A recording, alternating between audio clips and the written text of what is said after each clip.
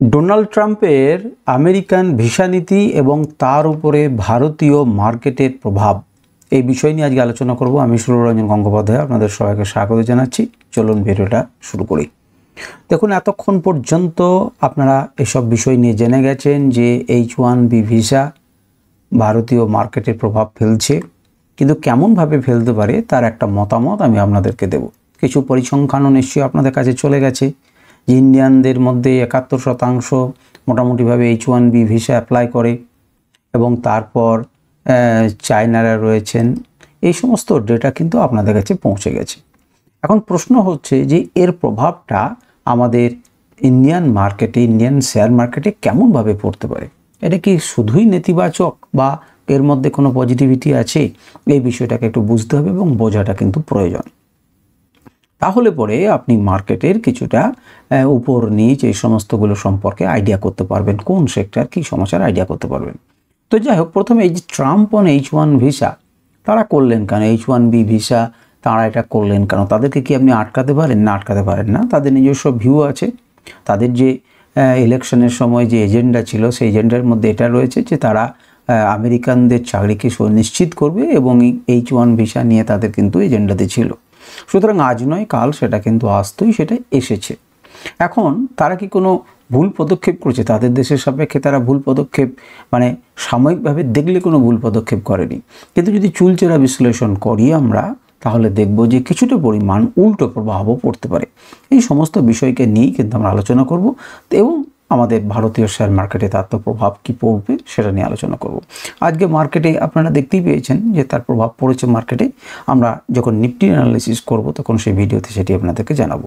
তো যাই হোক, H1B ভিসাটা হচ্ছে আসলে কি, ছোট্ট করে অল্প করে তারপর আমরা প্রভাবে আসবো। সেটা হচ্ছে একটা নন ইমিগ্র্যান্ট ভিসা, যেটা মার্কিন নয় যারা, তাদেরকে সেই দেশে একটা কাজ করার সুযোগ করে দেয়। দেখুন, যে কেউ কিন্তু সেই কাজের সুযোগ পেতে পারে না। যাদের স্পেশালিটি রয়েছে, স্পেশালিটি অকুপেশনসের নিয়োগের সেখানে কিন্তু হয়, অর্থাৎ বিশেষভাবে দক্ষ কারিগররা কিন্তু তবেই কিন্তু H1B ভিসা পায়। এখন H1B ভিসা পেতে গেলে পরে আমি মনে করুন যে আপনি একজন দক্ষ কর্মী, আমি কিন্তু নিজে অ্যাপ্লাই করলে চলবে না। অ্যাপ্লাই করার জন্য আবেদন করতে হবে কাকে? না, মার্কিন নিয়োগকর্তাকে, অর্থাৎ সে দেশের একটি কোম্পানিকে আবেদন করতে হবে যে আমি বাইরে থেকে লোক হায়ার করতে চাইছি, তিনি বিশেষভাবে দক্ষ, তার এই ডিগ্রি আছে, হ্যাঁ, আমি তাহলে পরে দয়া করে একে H1B ভিসা দেন 3 বছরের জন্য, তাহলে ইনি আমার কোম্পানির হয়ে কাজ করবেন এবং আমরা বেড়ে উঠব। সেখানে অনেকগুলো ক্রাইটেরিয়া রয়েছে। সেই ক্রাইটেরিয়ার মধ্যে এই ক্রাইটেরিয়াও একটা রয়েছে, এটা কিন্তু মাথাতে রাখতে হবে যে H1B ভিসা যারা পাবেন, আমেরিকান সরকার বলছে যে সেই একই পদে কোনো থাকা আমেরিকান যে কর্মী তার থেকে কিন্তু কম বেতন তাকে দিতে পারে না, মিনিমাম সেই বেতন কিন্তু দিতে হবে, সেটাও কিন্তু নিশ্চিত করেছে। তো যাই হোক, সেটা একটা ভালো দিক। এই যে H1 ভিসা, তার মানে নিয়োগকর্তাকে এখানে কে, আপনার আবেদনকারী কিন্তু ওখানকার একটা সংস্থা, আমেরিকার একটা সংস্থা। তাহলে যারা যে সমস্ত কোম্পানিগুলো বাইরে থেকে আউটসোর্সিং করে, অর্থাৎ বাইরের লোকগুলোকে নিয়ে যেয়ে সেখানকার দেশে কাজ করায়, তাদেরকে কিন্তু এই ভিসার টাকাটা দিতে হবে, যেটা অ্যানুয়াল ফি করে দেওয়া হয়েছে $1 লাখ কাছে, প্রায় 90 লাখ টাকার কাছাকাছি আপনাকে বছরে দিতে হবে। তারপরে কিছুটা সংশোধন করে বললেন যে এটা তাদেরকেই দিতে হবে যারা নতুন আবেদন করবেন। পুরনো যারা আবেদন করে রয়েছেন বা পুরনো যারা আছেন তাদেরকে কিন্তু এটাকে দেবার আপাতত প্রয়োজন নেই। তো যাই হোক, আজ নয় কাল তাদেরকে তো দিতেই হবে। তার ফলে কি হবে ঘটনা হচ্ছে যে সমস্ত কোম্পানিগুলোতে বেশি নিয়োগ হয় তাদেরকে প্রচুর বেশি টাকা দিতে হবে। সংখ্যা প্রচুর আছে, 5,000, 7,000, 4,000, 3,000, 2,000, অ্যামাজন থেকে শুরু করে, গুগল থেকে শুরু করে আপনার বড় বড় সংস্থাগুলোর ওপরে। তাহলে কি হবে? আর্থিক প্রেশার পড়বে। তো মেনলি কাদেরকে আর্থিক প্রেশার পড়বে? সাধারণত হচ্ছে আইটি সেক্টরের কোম্পানিগুলোর ওপরে। আইটি সেক্টরের কোম্পানিগুলোর ওপরে কিন্তু কি হচ্ছে না, একটা ভালো মতো আপনার প্রেশার পড়বে। তো এই প্রেশারটাকে এবারে ঘটনা হচ্ছে ভারতীয় মার্কেটের প্রভাবটাকে বুঝতে গেলে পরে দুটো ভাগে ভাগ করবেন। একটা হচ্ছে সাময়িক, অর্থাৎ শর্ট টার্মে, আর একটা লং টার্মে। তো শর্ট টার্মে কিন্তু প্রভাব কিছুটা নেগেটিভ পড়বে, সেটাই স্বাভাবিক।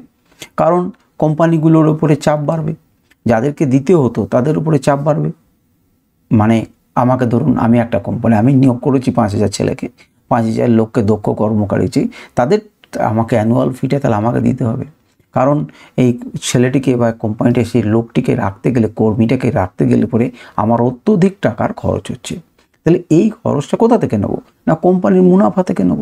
তাহলে মুনাফার উপরে অর্থাৎ প্রফিটের উপরে, আমার প্রফিট মার্জিনের উপরে কিন্তু চাপ পড়বে কি পড়বে না? চাপ পড়বে। এবং আপনি যদি আজকে আইটি সেক্টরকে তাকিয়ে দেখেন তাহলে আইটি সেক্টরের উপরে তার উপর প্রভাব ছিল, কারণ ম্যাক্সিমাম H1B ভিসা কিন্তু কাদের থাকে? আইটি সেক্টরের লোকজনদেরকে থাকে। এবারে কি ঘটনা ঘটবে? যদি আমাকে অ্যানুয়াল ফি কাউরি দিতে হয় তাহলে তাদেরকে কোম্পানি ছাঁটাই করতে পারে যে বাবু তোমাকে আমেরিকায় কাজ করতে হবে না, তুমি দেশে ফিরে যাও। এখন কোম্পানিগুলো কি করবে? তারা তো দক্ষ কর্মচারী এমনি নিয়োগ করে, কাজটা বন্ধ, তাদেরকে তাড়িয়ে দিয়ে পরে কি হবে? আমেরিকান সরকার কি চাইছেন? আমেরিকান সরকার চাইছেন যে কেবল, তারা বলছেন কেবল এবং কেবলমাত্র দক্ষ কারিগর আমেরিকাতে আসুক। কারণ যখনই ফি আপনার বেড়ে যাবে, আপনি একদম ক্রিম বেছে বেছে তাদেরকে পাঠাবেন, আর যেগুলো খুবই আউটপুট ভালো দেবে, আর আমেরিকার লোককে কাজে লাগাবেন। তারা তাদের দেশের কর্মচারীদেরকে বা তাদের লোকেদের চাকরি সুনিশ্চিত করতে চাইছে যাতে বাইরের লোকেরা না খেয়ে নেয় চাকরিগুলো। ঠিক আছে, কিন্তু আমাদের ইন্ডিয়ান মার্কেটে তার কিন্তু প্রভাব পড়ছে। এখন কোম্পানিগুলো কি ভাবতে পারে?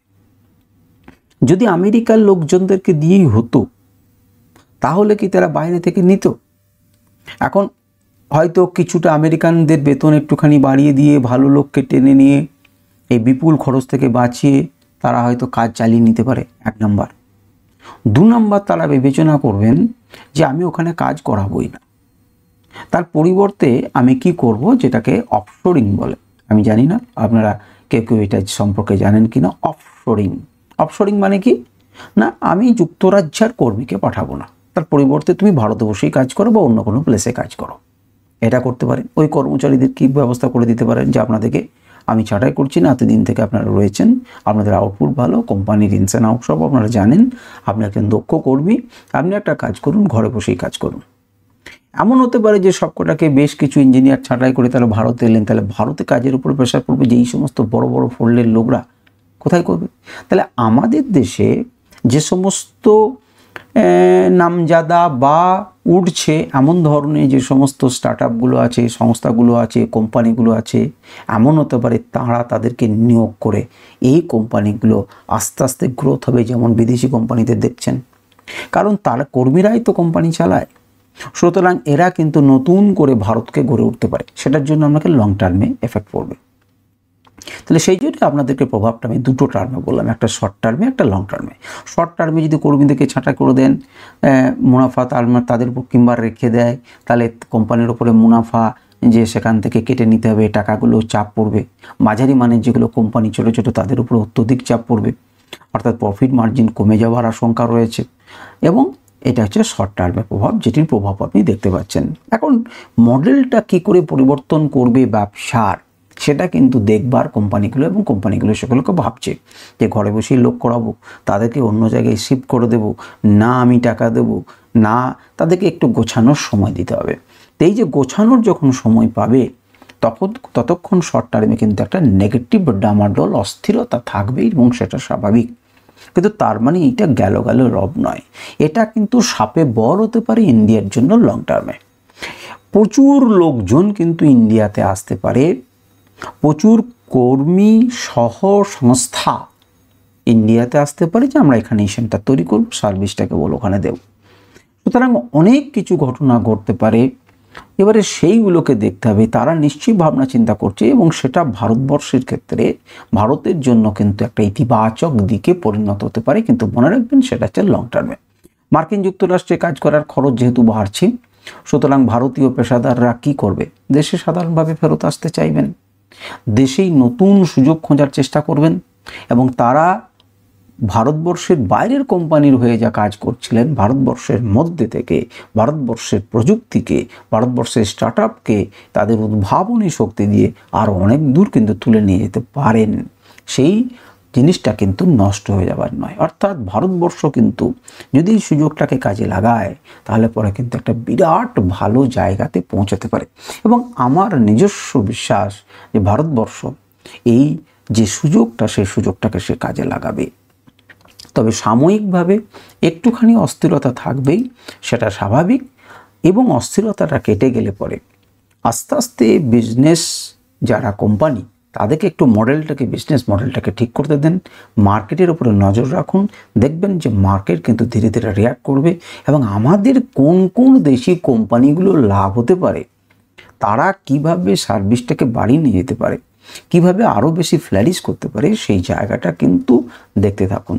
বলা যায় না যে এটা ভারতবর্ষের ক্ষেত্রে একটা বিরাট বিরাট সুযোগ আসতে পারে বলে আমার মনে হয়, কিন্তু সেটা এই মুহূর্তেই গ্যারেন্টি করে বলে দেওয়ার সময় আসেনি। সুতরাং সাময়িকভাবে যদি গোটা ভিডিওটার একটা নির্যাস আপনাদেরকে করতে হয়, তাহলে বলতে হবে যে শর্ট টার্মে কিন্তু একটা অস্থিরতা থাকবে, একটা নেগেটিভিটি থাকতে পারে, কিন্তু লং টার্মে ভারতবর্ষের একটা উজ্জ্বল দিন কিন্তু আসতে পারে। এই কারণের জন্য মুখ ফিরিয়ে নিতে পারে কোম্পানিগুলো, এখান থেকে কাজ করতে পারে, অফশোরিং করতে পারে, অনেক রকম ধরনের সম্ভাবনা আছে। ধীরে ধীরে এই খবরটিকে বাসি হতে দেবেন না। এই খবরটাকে আপনি খেয়াল রাখুন যে কোম্পানিগুলো কী কী স্টেপ নিচ্ছে এবং দেখতে থাকুন, দেখবেন হয়তো বড় কোম্পানিতে ভালো কিছু সুযোগ আসতে পারে। আজকের ভিডিও পর্যন্তই। নমস্কার, ধন্যবাদ।